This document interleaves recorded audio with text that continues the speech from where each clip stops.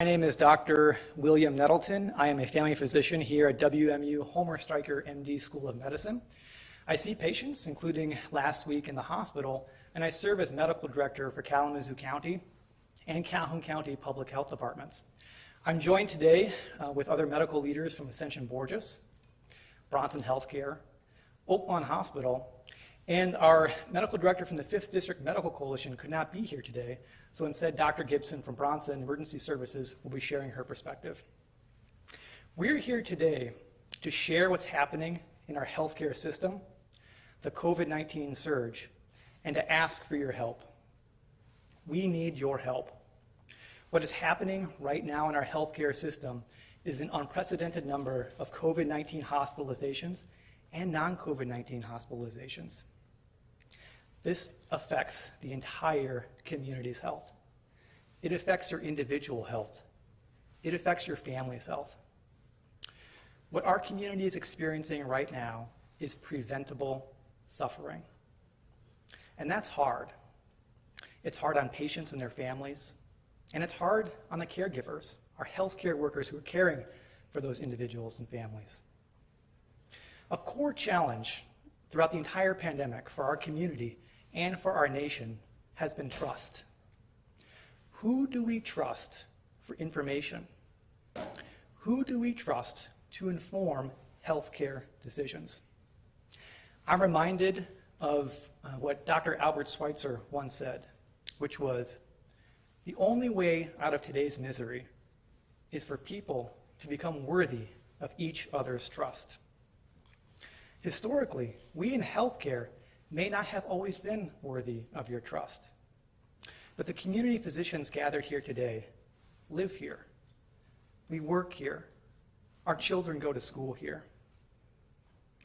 We've been there with you in times of joy, at birth, at times of wellness. We've been there with you when you're scared in the intensive care unit. And we've been there with you at times of grief, at times of loss, and at times of death. We've been keepers of your trust for your everyday healthcare needs. And we ask for your trust now about COVID-19, about the COVID-19 vaccine, and what is happening in our healthcare systems.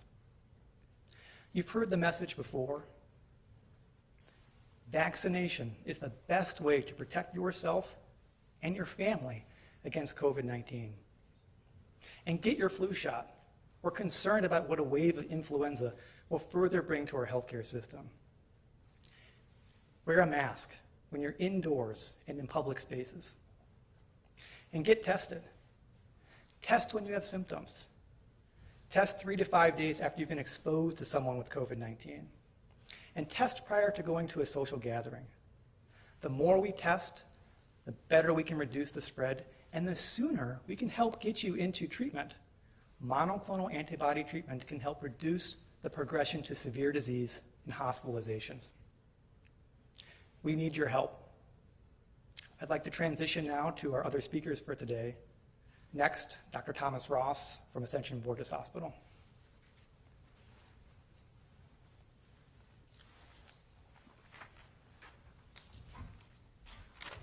Thank you. Well, I'd like to start out by thanking Dr. Nettleton and WMed for coordinating this, and for thanking my colleagues behind me. We all work for institutions which are friendly competitors, and some things are just too important not to be partners in, which is why we're all here today. As Will said, I'm Thomas Ross. I'm the Chief Medical Officer for Ascension in the southwest part of Michigan. And the job for the rest of us here is to shed a little bit of light on what things are going on in our own institutions and systems. Currently at Ascension Borgess Hospital, we have around in the mid-50s of patients in our hospital.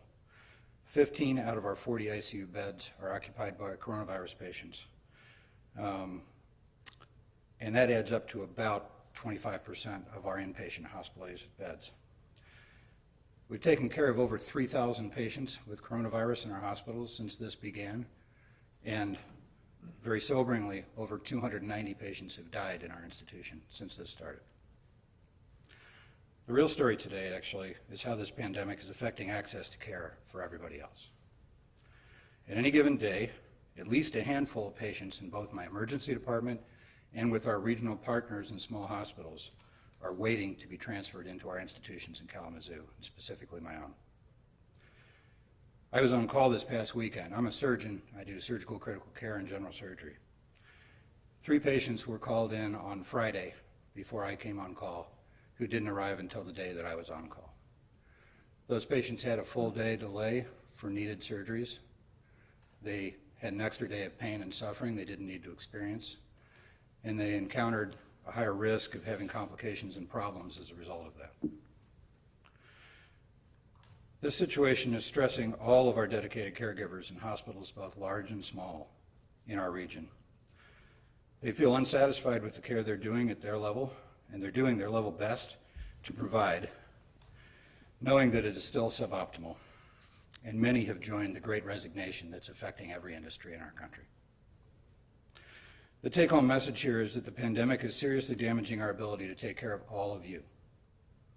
Our dedicated, generous caregivers, patient care associates, environmental services people, nurses, doctors, are exhausted and they need your help. The single most effective thing you can do is get vaccinated. If you are still concerned or unsure, take some time to talk to your doctor. And know this, everyone in North America is either going to get vaccinated or you're going to get COVID.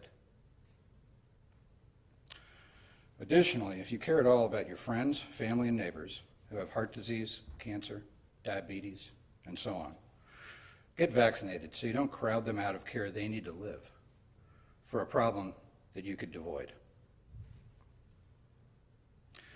In closing, I'd like to thank from the bottom of my heart all of the nurses in the region who are sticking this out and who are still here. I'd like to thank our regional partners for working out of their comfort zone, taking care of patients that we would ordinarily take off their hands and do tertiary procedures with. We're all in this together, and we can either row the boat together and survive, or we can make this worse. So, thank you for your time and your attention.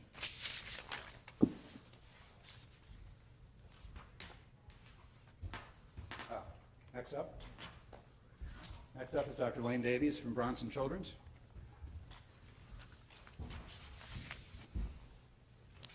Good afternoon.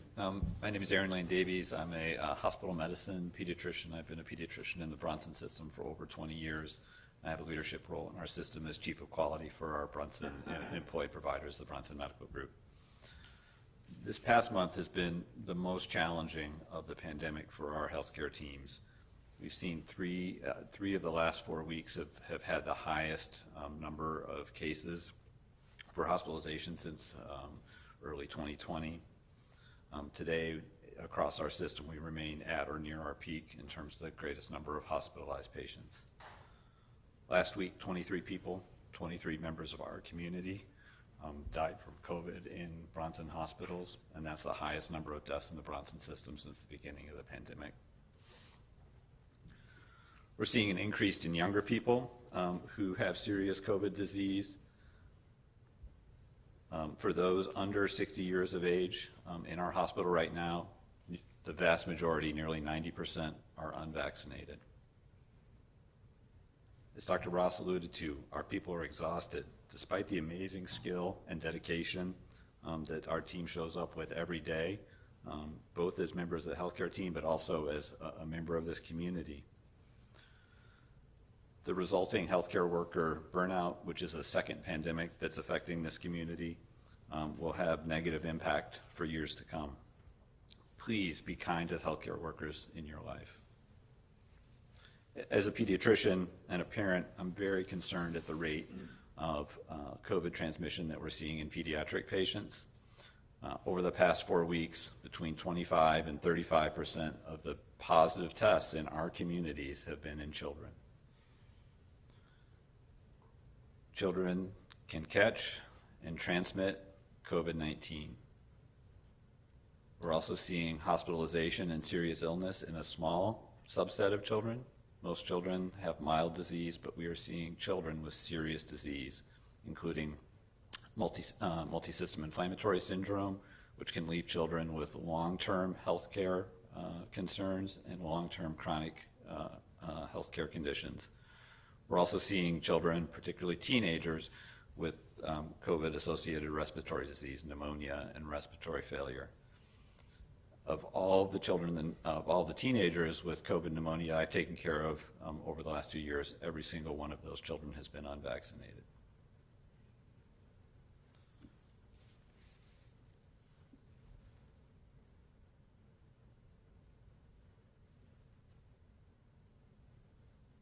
Again, would ask that we pull together as a community, as Dr. Ross eloquently stated. The best thing that we can do to care for ourselves and for one another is to be vaccinated and to follow the mandates around masking and social distancing. It feels like we've been saying this again and again for the past 2 years. It remains the most impactful tools, or these remain the most impactful tools that we have to protect ourselves and protect our community. Thank you. Dr. Scott Gibson of Emergency Medicine from Bronson Healthcare Group is up next. Good afternoon and thank you. So I'm Scott Gibson. I come to you as a practicing emergency physician and also as a medical director within the Bronson system on behalf of my nursing colleagues and my provider colleagues. So my message is I want to stress that this is a healthcare capacity crisis, not just a COVID crisis. So what does that mean to you as a member of our community? First of all, hospitals and healthcare facilities are set up with tiered capabilities. That means they have graduated levels of specialized equipment, specialists, and capacity. And in addition, it takes people, highly trained people, to make those resources function. So traditionally, very serious things like people in car accidents, heart attacks, strokes, patients with serious infections might present to one of the smaller hospitals, and then they need that higher level of care.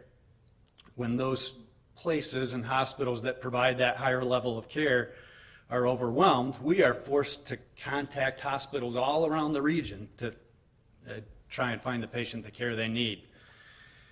And even when we secure a spot for those patients, frequently ambulances are not available to make the transport. So care gets delayed. Patients may even get moved out of the region or even out of state, and that's never a good situation for patients or families when they have to travel that far. And patients sometimes who would otherwise be admitted to the hospital remain for hours or even days in our emergency departments across the region. So here's some examples. I'm aware of a 20-year-old who had a very serious infection. In fact, this infection is not one that could be treated with just antibiotics and medical care. It needed surgical intervention. And so what did it take? It took contacting hospital with an operating room and a surgeon, but most of those were at capacity. So multiple calls, multiple attempts, and the whole transfer process was slowed down. So yes, all of our healthcare facilities in the region are cooperating and doing their absolute best to make room and to take care of these cases. But between ambulance, EMS delays, and finding capable hospitals, care gets delayed. My colleague, Dr. Swiderski, was going to be here today, but she couldn't make it. She tells me of a patient who had new onset kidney failure in need of dialysis, had to stay in one of these smaller hospitals for over 24 hours, and thankfully then a spot was secured, but then it took another half a day to get the patient transferred to get that dialysis and additional care. She tells me of patients who come seeking her care in the emergency department and opinions, and when they get the information that their situation is related to COVID, yell and scream and are unwilling to believe it. She tells me of intubating, meaning having to put on a ventilator a 20-year-old patient with COVID who now will be in the hospital for multiple weeks with serious illness. So what are we asking? I guess we want to make sure that you have to expect to wait. Our triage nurses in the emergency departments do a fantastic job of sorting out sick from less sick, but that triage or sorting process can't take the place of a full evaluation. So understand, we want to get to everyone and we will get to everyone, but it may take time. We ask that you protect 911. If you think you have an emergency, by all means come to us. But if you can contact your provider office, your primary care physician, use telehealth services, or call triage lines, that may be a very good option to help with the capacity issues in the emergency departments. And lastly, both patients and caregivers are stressed, so try to find understanding in patients.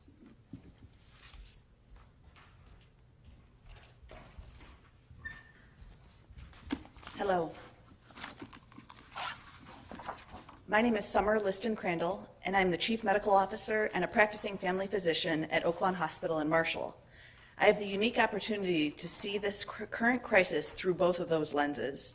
Like you've heard from my colleagues at the larger institutions in the region, we are facing challenges we've not seen before in this pandemic or truly ever before. I need to recognize the strength and commitment of our staff, who are working in ways and at an intensity level they have never had to before. The last several weeks, we've had rising concerns with the total number of patients we've been seeing in our emergency departments and at our express care sites.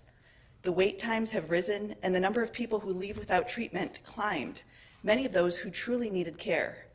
We are limited by having few to no beds to admit to, either at Oaklawn or any of our referral hospitals nearby. Our staff calls more than a dozen hospitals to seek beds, and we transfer patients as far as the Detroit area to get services we cannot provide. While awaiting beds, our patients are boarded in the emergency department, where we have nurses and doctors not accustomed to providing inpatient care. I fielded a complaint from a long-term patient of mine. Her family reports that she had suffered a stroke and spent 2 nights in our emergency department, where she had trouble eating without assistance, and the daughter herself had to provide that help to her, or she wouldn't have eaten. We also have patients who present with life-threatening injuries and illnesses and have delays in their care because of the difficulty admitting and transferring patients. Several patients with heart attacks, either with or without COVID, have been kept at Oaklawn because cardiac hospitals rarely accept transfers. Their cardiac caths are delayed by days to weeks, where they usually would occur promptly.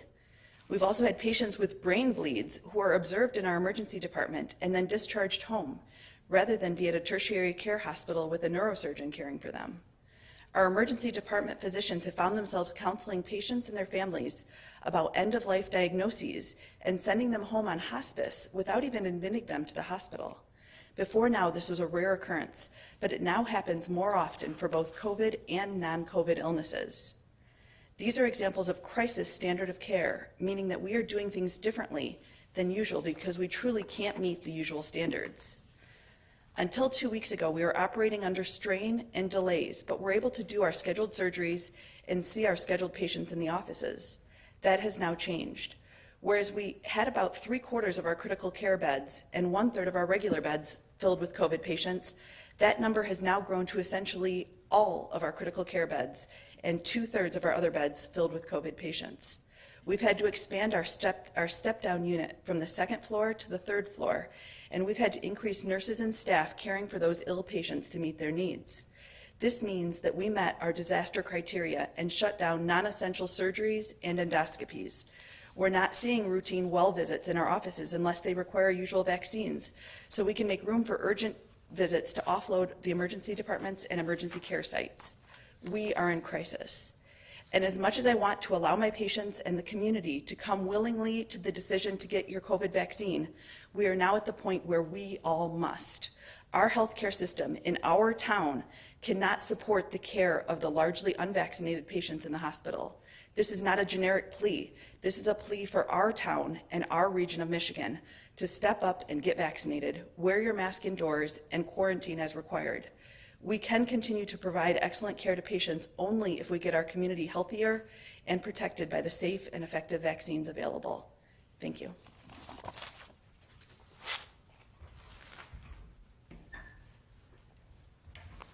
I want to thank all the physicians who have shared their stories and what's happening in our community with respect to our healthcare systems and COVID-19. And I'd like to transition now to question and answers from you. If you have a question, please approach the microphone, and we will do our best to answer your questions. you guys say this is the worst we've ever seen, and last year we were kind of experiencing similar things, but one of the differences is last year we had a bunch of restrictions in place. We don't have that anymore. I know the governor has said we're going to let the vaccine do this. As you know, public health, do you guys think you need restrictions back in place to get this under control again? Thank you for the question. The ask right now is for the community's help, is to get vaccinated, wear your mask indoors, and get tested. It's really hard to predict what's going to happen in this pandemic. It's going to be hard to predict if we get more influenza cases. It's going to be hard to predict what this Omicron variant means for our community in Southwest Michigan. So I don't know what's going to happen in several weeks with all of those variables. What we do need right now from state and federal government is investment in free and accessible antigen tests. This will empower Michiganders to quickly identify if they're infected, reduce the spread, and help us get patients into monoclonal antibody treatment, which we know can help reduce the progression to severe disease. Last week, several top doctors, hospitals in Grand Rapids did sort of the same thing, and they had a press conference or a media briefing as well, and they talked about also the issues with the global supply chain impacting them. Are you guys experiencing that as well in terms of like equipment and things like that? They even talked about how they share amongst each other because, again, they've never experienced this before, so there's been a lot of change. Yeah, I can help with that. That's absolutely true. The one example, and I'll leave it to my Bronson colleagues if there's others on their side, there is a global shortage of various types of test tubes for just blood draws. Just being able to deliver routine laboratory evaluation is challenged. So yes, that's very much part of what we're experiencing.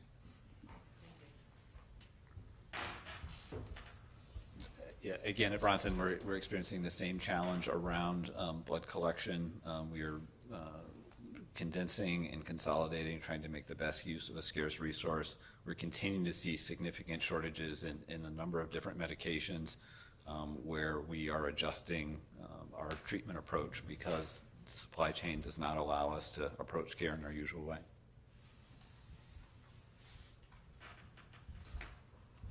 And we're now facing the same sort of trouble that we did at the start of the pandemic, which is we have now intubated our sixth patient on our routine ventilators this morning, and also BiPAPs. So BiPAPs are a non-invasive ventilatory strategy, and we are at or nearly exhausted our supply of BiPAPs.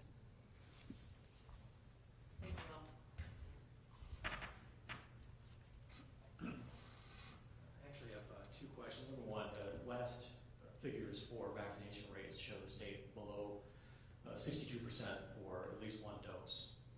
Those are figures as of yesterday. You've been pushing the same message for months now. You've seen the surge.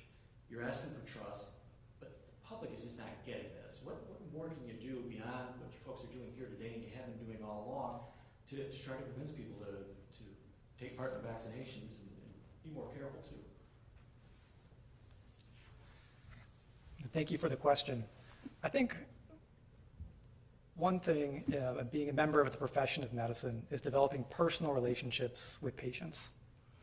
You know, as a family doctor, that's how we engender trust. We know when you have a personal relationship with your family physician, you have better outcomes as a patient. You have reduced mortality even. You have better control of chronic diseases. And so it's coming back to that core of that relationship between your doctor and yourself. And to hear the stories that your physicians are sharing today, that the suffering our community is enduring is preventable. And we're seeing it every day. Our respiratory therapists are seeing it. Our nurses are seeing it. Our food service workers are seeing it in the hospitals. So it's asking to hear these stories that are happening to our neighbors, and to come back to that relationship and to think about our neighbors and the stories you're hearing today. Second question, if possible. I'm not sure how many of your facilities have vaccination mandates for their employees. Is there any indication that's impacting the capacity issue? probably is, and it's hard to assess how much. We have lost an awful lot of employees for a lot of different reasons. We had very few suspended as a matter of HR employment in response to our mandate, but whether those people left beforehand for other reasons or for reasons of vaccinations, hard to tell you. But I can tell you that the confluence of all those reasons that people have left healthcare have left us down, as an industry, probably over 20%. And the way that affects a hospital isn't that you have 20% in every unit. You have small specialty units that are very important to the function of emergency care in the hospital, and just losing an employee or two has a big effect on the ability to keep that going. And so that's the kind of challenges I think that we're all dealing with. Throughout the pandemic, as members of this community, our teams have been impacted by COVID. And so I would make the observation that far more of our team members have been unable to deliver care because they have been infected with COVID than we have lost as a result of a minimum working requirement. The vast majority of members of our team have chosen to be vaccinated. They understand that to be the choice that protects them, protects their families, and protects their patients. And so the risk from lack of vaccination far exceeds the risk of staffing shortages as a result of a mandate.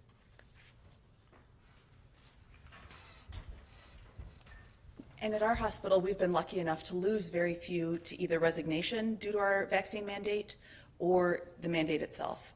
We ended up losing less than 40 of our employees to, as I said, either resignation related to the mandate or the policy of vaccine mandate. So we have been lucky that when I speak to our beds being full, these are not staffed beds. These are physical beds. We physically had our nurses going around to different units that were not occupied, like our post-operative unit, and finding beds that are more comfortable so our patients can spend time in those beds, unlike the gurneys that they were sleeping in.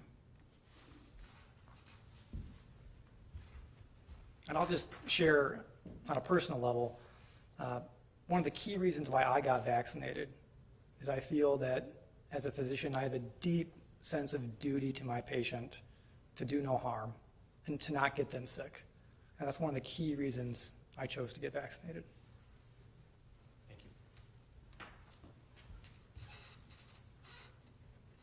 Burnout and turnover is a big part of this conversation, but can you talk about the impact that, misinformation and abuse from the public and maybe even patients can have on your staff? And is that impacting turnover as well? Well, I'll start on that. I think the answer is yes, it is impacting staff and turnover. It's hard enough when you're a nurse and you have a normal 1-to-4 patient ratio, and that has to be increased to 1-to-6. And on top of it, the patients you receive have waited hours and hours for the care, and things have been delayed. So there's anger, and then there's fatigue and being tired, and all those things add up. And also, I think somebody mentioned that the crisis standard of care. People feel like they're not practicing what they've been taught and what they're capable of giving. So you add all that together, and it really has impacted the workforce.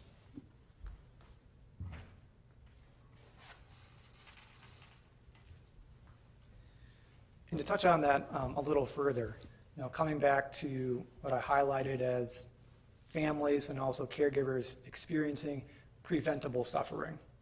So when healthcare workers experience that over and over again, it creates a sense of moral injury.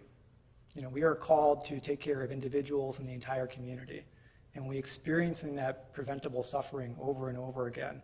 It conflicts with our values and who we are and what we aim to do as a profession.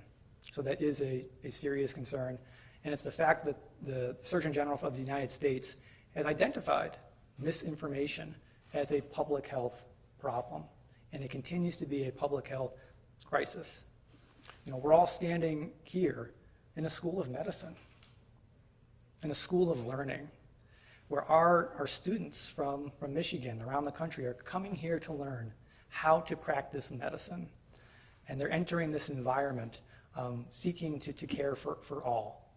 And I think it's a testimony that the physicians here today have been vaccinated, and we're communicating today from this school of learning.